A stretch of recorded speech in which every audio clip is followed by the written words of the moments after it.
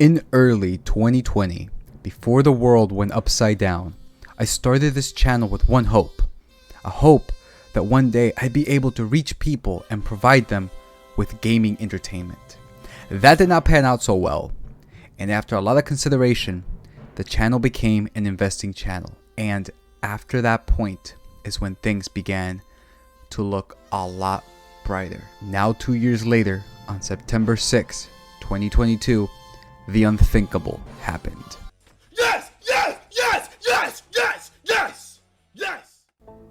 Hello, my fellow investors, and welcome to a very special video. Hopefully everybody got the hint from that intro, because yes, we have finally reached, the channel has finally reached 1,000 subscribers. I even got fireworks from YouTube on that, so that's awesome, guys.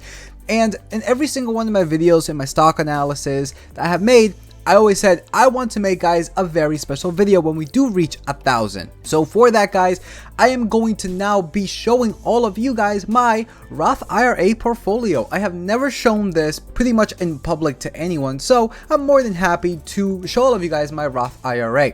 And on top of that, guys, make sure you stay till the end of the video, because there's another surprise to that as well. So as I said, guys, I do want to share my Roth IRA today with all of you guys. So with that said, let's get started with this video. Now let's actually start off with what an Roth IRA is. I'm assuming that none of you guys know exactly what this is, just so that way it is a blank slate. So Roth IRA, guys, first thing that you have to know is that anything with a Roth in front of it, it means that it is essentially post-tax. Roth IRAs are essentially a retirement account that the money that you put in already in there is already taxed. Therefore, when you take it out, assuming that you are 59 and a half years or older, that money, since it already got taxed once, it is not taxed again. So it does have a lot of benefits. Most people have a retirement when it comes to their 401k, but in my personal opinion, I prefer Roth IRAs. On top of that, you could utilize a dividend strategy to really maximize this type of account. But let's actually read on Investopedia what this actually is. An individual retirement account, IRA, is an account used to save for retirement. A Roth IRA is a special type tax advantage IRA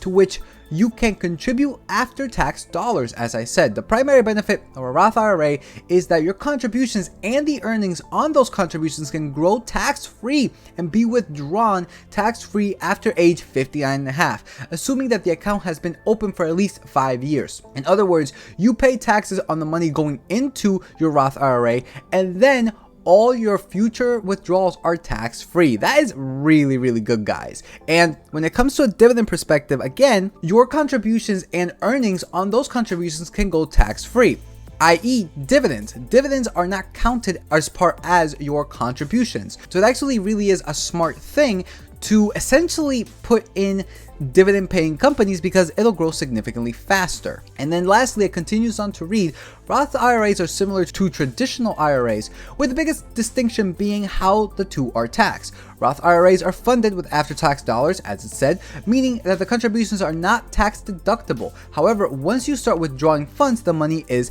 tax-free. And that, guys, is the reason why I absolutely love Roth IRAs more than that of normal 401ks and just IRAs in general, because of the fact that the taxes that you do pay on this money after you withdraw it after 59 and a half, it is essentially tax-free. Now, they do have a cap of how much contribution you could have into this Roth IRA, and that, I believe, is $6,000. I don't think that they have increased that yet. I think it is still $6,000, but nonetheless, $6,000 a year, it really isn't a lot. But what really is amazing is that if you put in dividend paying ETFs and dividend paying companies, that dividends that those companies and ETFs are paying you guys isn't counted as part of that contribution, which is really amazing. So you can really see how you can utilize dividends in general when it comes to Roth IRAs. Now, when it comes to my specifically, guys, we can see that it's not really that big. You could definitely understand that I'm definitely prioritizing my dividend portfolio mainly, and I have my reasons for that. I'm not saying that a Roth IRA isn't bad, but I do have plans to hopefully have the ability to retire by my 35th birthday. And since I cannot withdraw any of this money from the Roth IRA up until I'm 59 and a half, I rather just prioritize my dividend income. But nonetheless, I did start this Roth IRA in 2020 when the pandemic hit. And as you can see right here, I only have around $692.86 at the current value, with a gain of $173.21, up 33.65%, with not a lot of dividends being earned right now. As you can see, I mainly have, guys, ETFs. And that is SCHD, VYM, SPY, and VTI. SCHD paid me so far $11.40, VYM $10.07, SPY $5, and VTI $4.85 for a total earned dividends of $33.14. Again, this is still within the past 2 years, so it's clearly not a lot, but then again, I have not been prioritizing this at all. So now the next question that you guys are probably asking is, why ETFs? Why strictly ETFs? Well, guys, remember when I did my ETF video, when I said that ETFs are by far one of the best things you could do when it comes to investing, especially if you don't want to do any like analysis on any company, because they are self-regulated. If a company is no longer qualified to be in that ETF, then it gets kicked out and then gets supplemented by another one that will. That is essentially why I really like putting ETFs into my Roth IRA. They're probably looking at this and you're like, this is pretty sorry. I thought you, of all people, the one that has like 41 companies that do all these stock analysis, that have all these crazy companies, like all this stuff, you only have 4 ETFs? That is kind of sad. I gotta be honest with you, I have not looked at this at all since like 2020, and now looking at this again, I probably would have put in VOO instead of SPY, but I might actually change that in the future, because here's something also that it wasn't told in Investopedia, and that is that even though I cannot withdraw this money at all from this account, that doesn't mean that I can't sell or buy any of these companies or ETFs that I have over here. I can essentially just hit sell whenever I want, buy whenever I want, take the dividends and reinvest them back to whichever company I want, and not be penalized at all. The only thing is that I cannot take this money out up until I'm 59 and a half. So it actually is fairly good. And on top of that, guys, any of these sells that I make at a gain, as you can see right here, if I were to sell SPY to buy like VOO or to buy like another company, these gains, I don't have to pay taxes on this either, because this is a tax sheltered account, which is really, really solid. So on top of not having to pay any taxes on any dividends I get, I also don't have to pay any taxes on any gains I may get just by selling, which is amazing. Now, there are a couple things you can do with this that actually might be able to help you significantly more into the future. And that is actually something that I just covered in one of my videos from yesterday, where I did the real estate company, Realty Income Corp, where I said real estate companies follow a different type of tax advantage, since they are by law required to pay out 90% of their FFO in the form of a dividend. You get hit fully with those taxes. You don't get any incentive like with a normal company.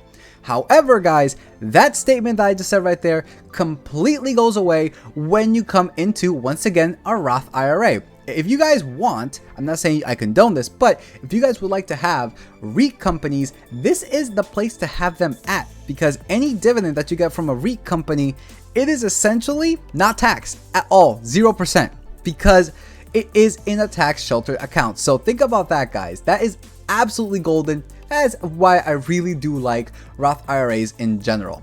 Now, with that said, I actually would like to go into each individual one of these ETFs and tell you guys why I actually have them. So let's start off with number one, of course, of VYM. So let's come over here, guys, to Seeking Alpha. VYM currently at $103.04. And if we actually come over here back to the M1 Pi, we can see that my average share price, guys, is $84. When I told you that I bought this thing at the pandemic lows, I wasn't joking.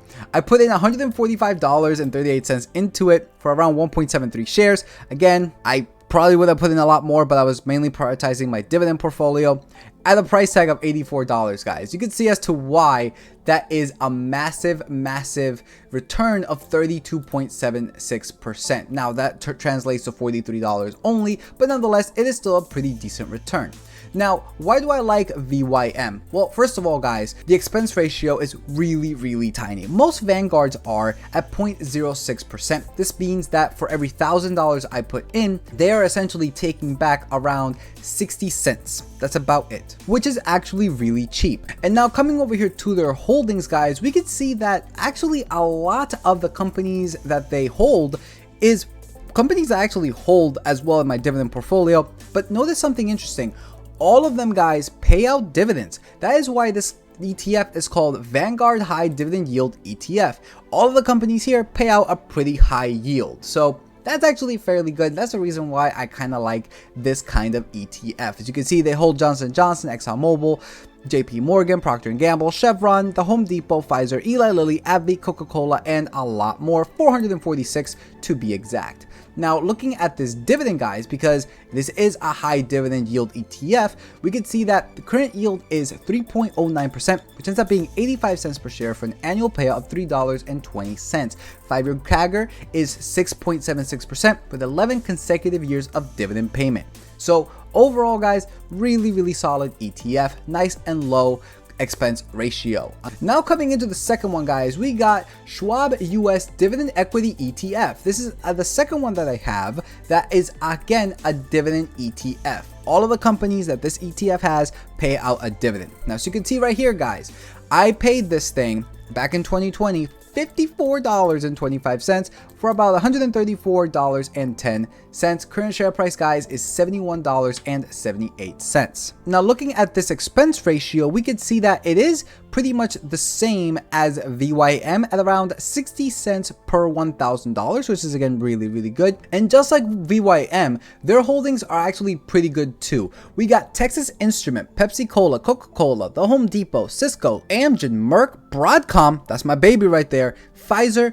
International Business Machine Corporation, i.e. IBM, with 104 more companies into their holdings. So you can see a lot of overlap here in the form of like Coca-Cola and Home Depot, but we also see a couple new ones like IBM, Broadcom, Merck, Amgen, etc. So a lot of these companies, once again, I do hold, like Broadcom, Pfizer, Amgen, right? But it gives me a little bit more diversification because on top of having less holdings, they actually are a little bit more picky when it comes to their holdings as well. And the fact that they are a dividend ETF, guys, this means that they pay out a massive dividend of 3.37%, ends up being 70 cents per share for an annual payout of $2.43. The 5-year CAGR on this, guys, is, look at this, 13.32%. Absolutely massive. 9 consecutive years of dividend growth as well. It's another reason why as to I absolutely love SCHD on top of VYM. Now coming into the third one, guys, we got Spider S&P 500 ETF Trust, i.e. SPY. This is by far the one that is most known when it comes to the ones that track the S&P 500 index, and this is the one that I have. Now, as you can see right here, I did pay an average share price of around $319 for around 0.43 shares for an overall cost of $138.01. You can see the current share price is $390, so it has gone up a significant amount, not as much as the other ones, but it still has gone up a little bit. Now, when it comes to the expense ratio, guys, this is the one that is a little bit more overpriced when it comes to it, but still not too bad at 0.09%, which means that per every $1,000 you're paying 90 cents. Which not too bad, guys, right? Absolutely not too bad. Now, looking at their holdings, we could see a lot more holdings than normal. And of course, this tracks the S&P 500. That's why it's called SPDR, S&P 500 Trust ETF. This is the one, guys, that I'm always saying, if you guys do not want to do the stock analysis and all that stuff, essentially put money into this one, SPY, or the Vanguard version, which is the VOO. It does have a lower expense ratio with essentially the same companies. Now, as you can see, the top 10 holdings is Apple, Microsoft, Amazon, Tesla, Alphabet A, Alphabet C, Berkshire Hathaway B, United Health Group, Johnson & Johnson, and Nvidia Corporation. And of course, since it does track the S&P 500, they have a total of 507 holdings. Now, this is not, guys, a dividend ETF, right? It tracks the S&P 500, but nonetheless, they do pay out a very good dividend nonetheless. Now, the yield could be a little bit higher, but I mean, the markets have just been skyrocketing and finally they're falling. But current yield, guys, is around 1.53%, which ends up being $1.58 per share for an annual payout of $6.01. 5-year CAGR is 5.36% with 12 consecutive years of dividend payment, so it is very, very good. Overall, guys, if I were to choose this one or VOO, which is the Vanguard version, I would actually go with VOO solely because of the fact just that the expense ratio, it is significantly lower, going from 0.09 for SPY as opposed to this one, which is 0.03. Now their dividends, if we actually come over here, we can see that it is a little bit lower, right, per year, but nonetheless it is still fairly good at around $5.65 annually. And even the CAGR, it is a little bit higher as well. So in my personal opinion, this is the one that I kind of messed up in. I would have actually bought into the VOO, but I think the reason why I didn't is because I already had 2 Vanguards in there and I was just like, I want to have like a spider one. I think that's the reason why I did it. I don't quite remember, but if I were to sell any one of these 4 ETFs, it would definitely be this one to buy VOO. And now lastly, guys, we got VTI, the Vanguard Total Stock Market ETF. You heard it right. This ETF, guys, tracks the complete stock market, every single company out there in the stock market, which is just amazing diversification. So you can see right here, I did pay an average share price of $164.78 for a cost of $141.30. Current share price is almost $196, so I am a little bit up on this one, as you can see right here, 23.7% for a total of $31.54. Coming now into Seeking Alpha, we can see that the expense ratio when it comes to VTI, guys, it is 0.03%. Again, all the Vanguard ones have a really low expense ratio, which is kind of good in my personal opinion. Now, looking at their holdings, well, guys, there's a lot. 4,079 out of all of them. This tracks the entire stock market, guys. Every single company is in here. You can see their top holdings is very similar to that of the S&P 500 because essentially the first 500 is in here, right? So that's essentially what we're getting with that one. When it comes to a dividend perspective, we can see that the current yield is 1.55%, ends up being 75 cents per share for an annual payout of $3.04, 5-year CAGR of 5%, and 1 consecutive year of dividend growth. So essentially, I mainly just did this one to have even more diversification in total when it comes to my Roth IRA. And with all of that, guys, that covers every single, I guess, holding that I have in my Roth IRA. It really isn't a lot. The way that I look at Roth IRAs in general is essentially you want to use this as like a piggy bank. You want to put in money in here, and obviously you should definitely max it out, guys. Max it out for the $6,000 a year. And after you do that, just sit back, don't touch it, and just let it roll. Just let it happen all by itself. M1 Finance actually has this great thing where all your dividends get put into like this buying power, and then you could just put in like auto invest, and it will auto invest all dividends proportionately to the amount of weight that you have actually put into them. Essentially, one that is underweight, your dividends will go there significantly more than ones that are overweight, like for example VYM. Essentially, if I were to have enough dividends to reinvest, M1 Finance would just automatically reinvest them all, and it would put them mainly into this one, VTI, because it is the lowest weighting, and then it will go to SPY, and then it will go to SCHD, and then it will go to VYM. So it actually is kind of the best because it's not a drip. It essentially just takes all the dividends, puts them all into like a pile, and then it just disperses them based off of the weights that you give them. So I actually kind of like that a little bit more. Now, looking at this again and having the knowledge that I do now, honestly, I could have done this a lot better, but again, I'm not really prioritizing this. If I were to change this, which I might change it in the future, guys, is I would like to have a couple REIT companies in here. I really would. If not even like REIT ETFs as well. They do have a little bit higher expense ratio, but I really would like to have a couple REIT companies in here because, well, as I said, REITs follow different laws when it comes to dividend payment where you have to pay majority of the taxes. But if it's in a tax sheltered account, you no longer have to pay these taxes, which really is a boon for you. Now, I personally want to utilize those dividends in the future. That's why I mainly have them all in my dividend portfolio. But honestly, if in the future I start prioritizing this one because my dividend portfolio is pretty solid, guys, I'm buying Realty Income, Store Capital, Vici, etc., assuming that they are at a fair value. because those tax incentives when it comes to a Roth IRA are really, really good. But that pretty much does it for this video, everybody. Like if you like, comment, subscribe. It really does help here with the algorithm on YouTube. Thank you so much for the 1,000 subscribers. I cannot believe it. I cannot believe it. I cannot believe it. Yeah, that's really all I have to say. There's just nothing else for me to say. I really wish I could say anything more, but the only thing that's coming to my mind is just thank you. Thank you all for the support. The people in my life that told me not to give up. Yeah, it's surreal. It honestly is surreal. But enough with the sappy stuff. Like if you like, comment, subscribe. It really does help here with the algorithm on YouTube, guys. You guys can follow me on my new tech sites, link in the description below. So with that said, peace out, and I'm gonna see everybody in the next video.